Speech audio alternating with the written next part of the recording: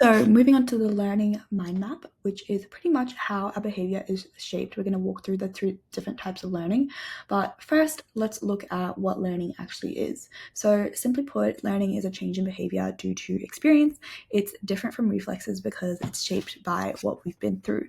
So two very simple forms are habituation, where we stop responding to something unimportant, like no longer noticing the sound of traffic, and sensitization, where we become more responsive to something significant, like being extra careful after burning your hand. So together, these prepare us to notice what matters.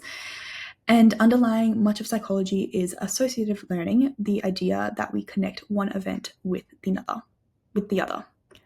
The first major form of associative learning is classical conditioning. So this is learning through association. For example, Pavlov's dog is a famous example where a bell paired with food eventually made the dogs salivate to only the bell alone without the presence of food, which shows how neural stimulus can take on a meaning.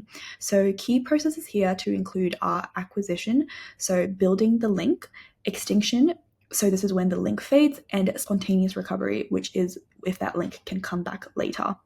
So people can also generalize a response like fearing all dogs after being bitten by one, or learn to discriminate between safe and unsafe cues.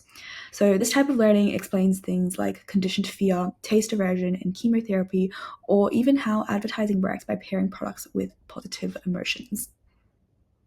Major type is operant conditioning, which is learning through consequences. So this was shown first in the Skinner's box in the law and effect law. So behaviors followed by rewards are more likely to happen again. So Skinner expanded this with his experiment, showing how behavior can be shaped step by step using reinforcement to strengthen or punish a certain behavior. Reinforcement can be given on different schedules. For example, gambling machines work on a variable ratio schedule, which makes them very addictive and resistant to extinction.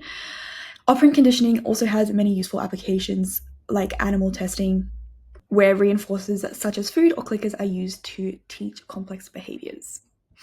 There are cognitive models of learning, which remind us that not all learnings come from direct experience. So Kohler's chimps demonstrated insight learning, solving problems suddenly rather than through trial and error. So Tolman's rats showed latent learning, where they had formed maps or mazes even without reinforcement, and Bandura's famous Bobo doll experiment highlighted observational learning, showing that children can learn aggression simply by watching others. And finally, research by Green and Lepper showed that rewarding children for play can actually reduce their intrinsic motivation, which is an example of behaviorism backfiring.